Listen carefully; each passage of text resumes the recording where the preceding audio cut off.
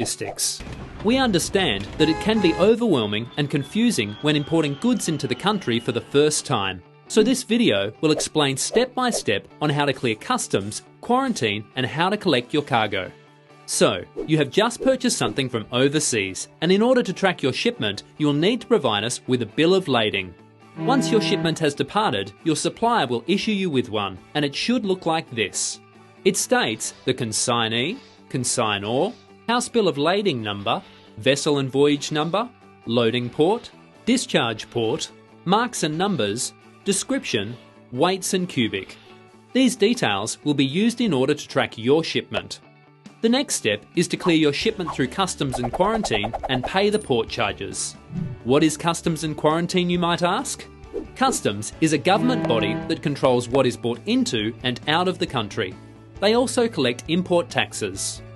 Quarantine protects our agriculture and can randomly inspect consignments that cross our borders to check for verification on the shipment. Please note that any additional cost will be billed onto the importer.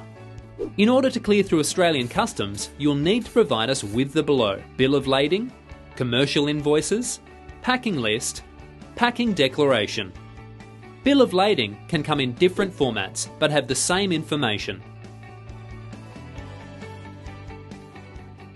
This is a commercial invoice.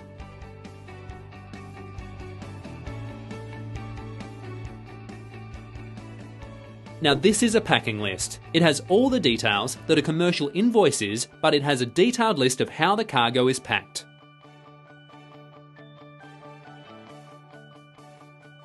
A packing declaration is a form that tells Australian Customs and the Australian Quarantine and Inspection Service the type of packing material that is used in your goods. It is only required for sea freight shipments.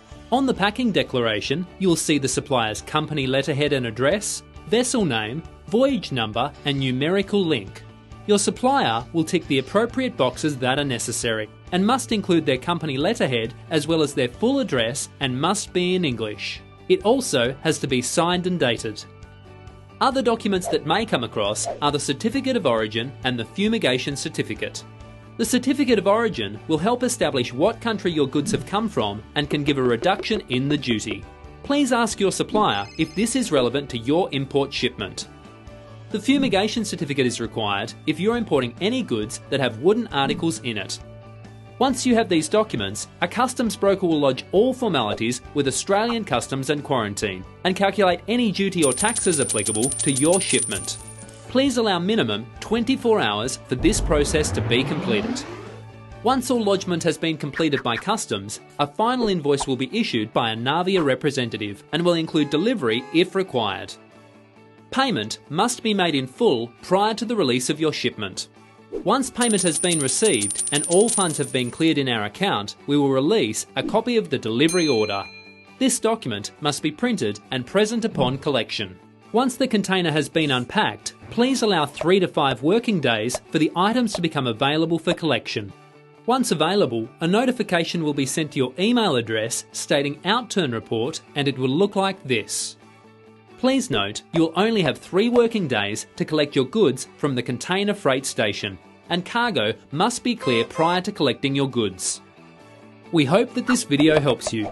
If you have any other questions, please contact any of the Navia Logistics officers so one of our friendly operators can help you out.